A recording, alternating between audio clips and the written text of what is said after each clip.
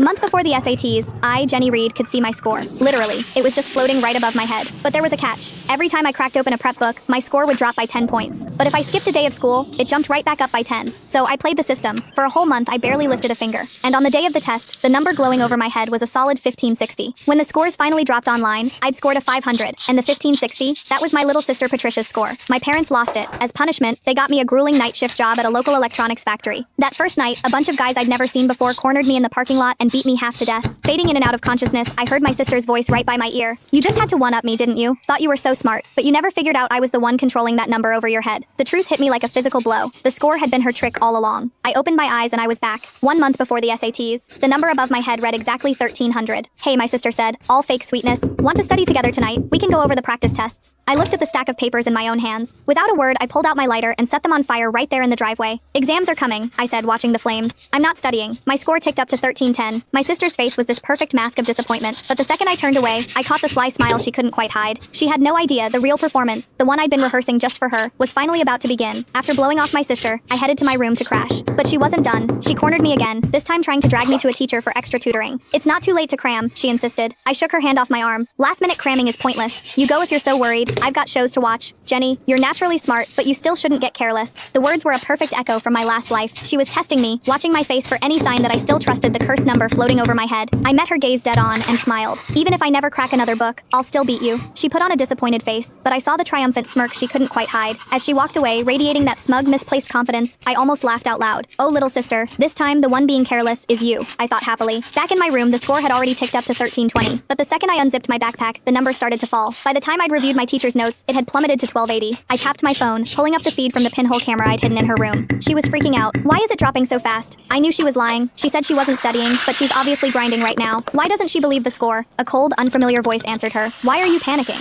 Once it drops below 1000, it'll detonate right on top of her. Studying is basically a death wish." My blood ran cold, but my sister looked thrilled. If she gets blown up, she deserves it. Who told her to start studying and mess with my head? Staring at the falling number, my mind raced. I had to find a way to fool this thing, and fast. I spent the next hour trying everything. No matter what I did, the moment I engaged with any study material, the score kept dropping. When it hit 1000, it flashed a violent warning red. Pure adrenaline shot through me. I slammed my books shut, grabbed my stuff, and booked it to an all-night bar downtown. I didn't breathe easy until I saw the number climb back to 1530 on the reflection in my phone. And right on cue, my sister noticed it too. On the surveillance feed, she looked unbearably smug. I knew that idiot would fall for it. She's probably out partying right now, thrilled that her score is going up from slacking off. She actually thinks she's going to score a 1530. That's my score. Watching her celebrate, I let out a cold laugh and killed the feed. She had no idea I just cracked the code on how to cheat the score over my head. The real game was about to start. I let the chalk clatter onto the floor, stretching out on the plush sofa in the bar's